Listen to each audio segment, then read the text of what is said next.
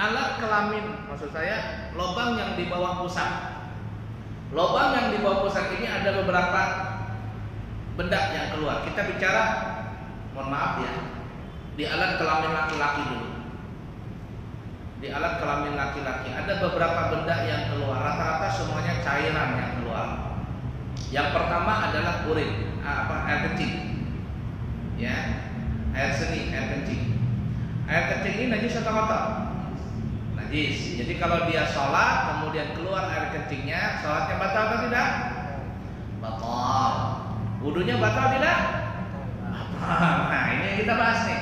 Yang di bawah pusat apabila keluar maka najis dan juga sholatnya batal, wudunya juga batal. Jadi ada konstruksinya ada berapa? Batal sholatnya, najis, batal wudunya. Tapi yang di atas cuman batal sholatnya kalau dia najis tadi ya, tapi tidak batal wudunya. Nah, jadi air kencing, najis, batal sholat, batal wudu. Kemudian yang kedua adalah air mandi. Mandi itu adalah cairan yang keluar sebelum air sperma keluar, sebelum air mani keluar. Jadi kalau laki-laki, mohon maaf ya, laki-laki ketika lagi apa istilahnya, lagi terangsang lah, mohon maaf ya istilah saya. Nah, ada benggala, lagi syahwatnya tinggi. Sebelum spermanya keluar, biasanya ada cairan yang keluar putih, bening, tidak berbau, tapi agak lengket, agak kental. Dia tidak banyak, mungkin cuma sedikit saja. Apa hukumnya madi ini? Madi ini hukumnya adalah najis. Sayyidina Ali pernah meminta kepada orang Arab Badui bertanya tentang masalah itu karena Sayyidina Ali sering keluar madi tadi. Arab Badui tadi bertanya kepada Rasulullah SAW, kemudian Rasulullah mengatakan, ya kalau bahasa kitanya, apabila madi seseorang itu keluar, maka hendaklah dia istinja, fayastanji wa yatawadda. Hendaklah dia beristinja dan berwudu. Istinja. Nah, berarti kalau dikatakan istinja berarti sama dengan kencing. Membatal hukumnya najis dan berwudu. Jadi najis salat wudunya batal, najis wudunya batal. Karena Rasul menyuruh beristinja dan berwudu. Jadi para ulama mengatakan najis dan berwudu. Jadi madi keluar hukumnya najis, salatnya batal, wudunya batal. Kemudian yang ketiga adalah wadi. Wadi ini adalah bukan iwak wadi ya. Kalau iwak wadi orang Banjarnya mah. Ya, wadi ini adalah cairan yang keluar pada saat seseorang itu buang air kecil.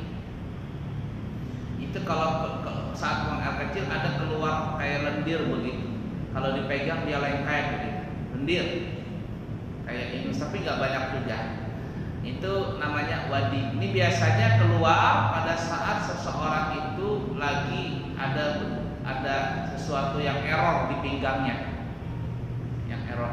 Biasanya yang tua-tua itu yang jarang olahraga, jarang pinggang yang belum jarang diperbaikin, itu bisa keluar wadi tadi, ya, sakit pinggang berkaitan dengan pinggang, kurang minum dan sebagainya. Ketika kencing nanti ada di ujung tuh kayak belendir, itu wadi. Nah wadi ini hukumnya adalah najis, ya, karena dia keluar pada saat buang air kecil. Najis, batal wudu, batal sholat. Berapa sudah? 3 ya. Kemudian yang keempat adalah darah. Ada nggak laki-laki bisa keluar darah? Ada. Itu kalau orang bahari namanya kena penyakit raja singa, raja harimau. Kenapa? Karena suka jajan di pinggir jalan. Maksud di pinggir jalan itu ya jajan yang tadi, jajan perempuan-perempuan nakal begitu. Itu belum kena HIV, mungkin teguran dari Allah penyakit sifilis. Kalau orang kita namanya sifilis ya. Kalau orang kampung namanya raja singa. Nah, ketika kencingnya sakit, berdarah. Kenapa ini? Karena dia suka jajan di pinggir jalan, alias jajan yang tidak sehat, yakni yang berkaitan dengan hubungan seksual tadi. Darah keluar pada saat kencing, ini hukumnya najis, batal wudu, batal sholat. Wallahu alam, saya tidak tahu pasti, cuman pernah dengar saja katanya orang yang sakit seperti itu obatnya adalah yang pertama tobat dulu, tobat istighfar banyak-banyak. Kemudian obatnya adalah minum air sabun cap tangan. Tahu sabun cap tangan? Sabunnya orang mati itu. Ya, kalau orang banjar kan kalau meninggal dunia sabunnya sabun cap tangan itu. Yang cap tangan begini. Nah, ya. Itu dipotong, kemudian diambil busanya, kemudian diminum. Pahit, tidak tahu juga kata orang, tapi wujud tidaknya wallahu a'lam. Mudah-mudahan kita dihindarkan oleh Allah dari penyakit yang aneh-aneh. Ya, penyakit yang seperti itu, apalagi yang lagi tren, lagi naik tren apa? Corona. Ya, Toyota Corona. Ya. Baiklah ya. Nah, itu yang ke berapa tadi? Keempat ya, wadi. Kemudian darah maksudnya. Kemudian yang terakhir, yang kelima, cairan yang keluar yang kelima adalah sperma, air mani bahasanya. Saya baca katanya sebenarnya air yang keluar itu namanya air mani, bukan sperma. Namanya mani, tapi sperma itu yang kayak kaki kena. Kalau kita di Microsoft tuh ya, kayak itu kan satu semprotan air mani itu bisa miliaran sel-sel sperma tadi. Nah, begitu banyak yang miliaran sperma tadi, hanya satu yang berjuang, jadi pejuang dan masuk ke dalam rahim seorang perempuan, lalu menjadi seorang janin, anak dan kemudian jadilah manusia setelah lahir ke muka bumi. Jadi yang kerincing-kerincingnya itu sperma, tapi airnya itu adalah mani. Apa hukum air mani ini? Nah, di dalam mazhab Imam Syafi'i, air mani itu hukumnya adalah suci.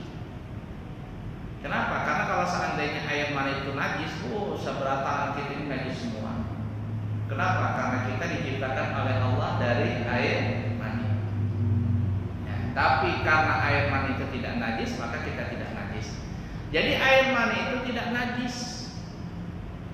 Lalu kalau seandainya umpama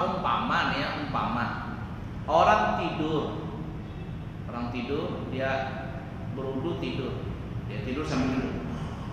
Dia bangun, sholatnya ketika dia bangun dari tidur tadi, tidur sambil duduk, wudunya batal tidak?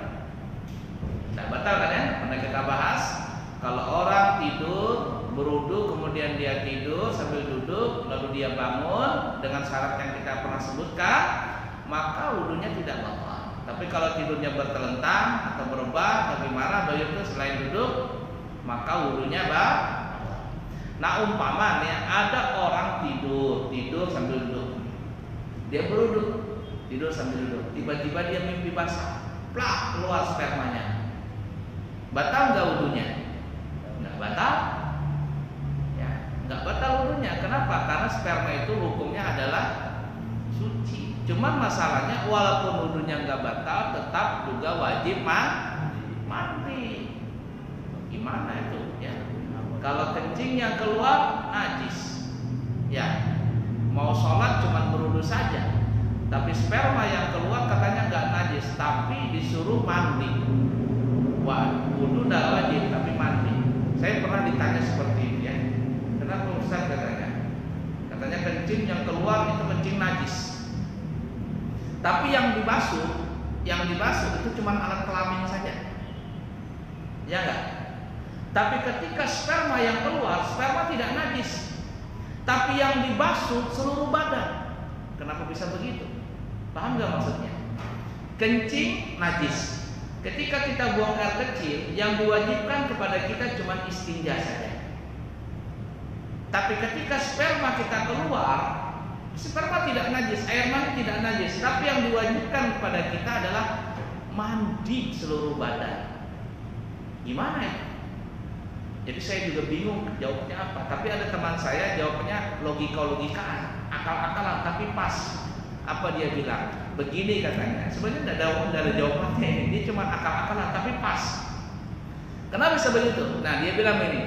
Karena ketika kita kencing, yang terasa nikmat itu adalah pada saat kita kencing yang di bawah saja. Kita kencing, yang enak di bawah saja. Tapi ketika air mani keluar, la ilaha illallah Muhammad Rasulullah SAW, dari ujung rambut sampai ujung kaki bergetar semuanya. Merasa nikmat nggak? Yang pernah menikah, kalau belum pernah menikah bingung ya. Ketika air mani itu keluar, la ilaha illallah, dari ujung rambut sampai ujung kaki terasa nikmatnya. Tapi ketika orang buang kecil kan terasa nikmat. Ini aja gak lagi sakit. Tapi ke sperma keluar dari ujung rambut sampai ujung kaki, semuanya terasa nikmat. Nah, nikmat tadi itu mensyukurin nikmat itu keluar, maka disuruh untuk mati. Oh, kata saya benar juga. Salah tapi benar, benar tapi benar. Ya, alhamdulillah seperti itu ya. Nah, nanti kita sambung lagi insyaallah akan datang kelanjutan. Itu baru di alat kelamin depan laki-laki, alat kelamin depan perempuan, alat kelamin belakang itu masih banyak lagi masalahnya. Insyaallah nanti kita akan ketemu lagi di 2 minggu akan datang tentang yang berkaitan masalah najis, suci dan halal. Semoga ada manfaat.